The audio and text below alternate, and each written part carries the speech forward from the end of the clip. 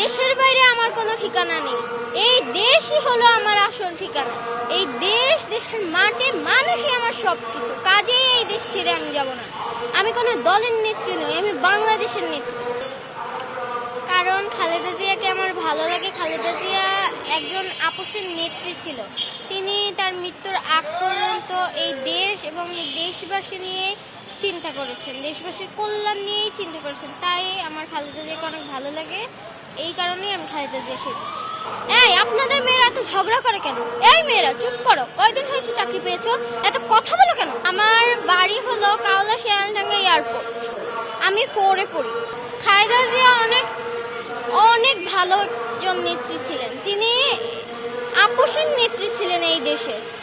তিনি তার মৃত্যুর আগ পর্যন্ত এই দেশ এবং এই দেশবাসীর কল্যাণ সম্পর্কে চিন্তা করেছেন। তাই আমাদের সকলেরই উচিত ধানের শীষে ভোটটা দেওয়ার। তো তারুণ্যের প্রথম ভোটটাই ধানের শীষে হোক। বিএনপির প্রতিজ্ঞা দেশের মানুষের কাছে, আসুন আমাকে ভোট দিতে হবে এমন কোনো কথা নেই। আপনার ভোট আপনিই দিবেন, যাকে ইচ্ছা আপনিই দিবেন, কিন্তু আমার হাতকে আপনার শক্তিশালী করুন, আমাকে সহযোগিতা করুন, যাতে আমি আপনাদের ভোটের অধিকার প্রতিষ্ঠা করতে পারি।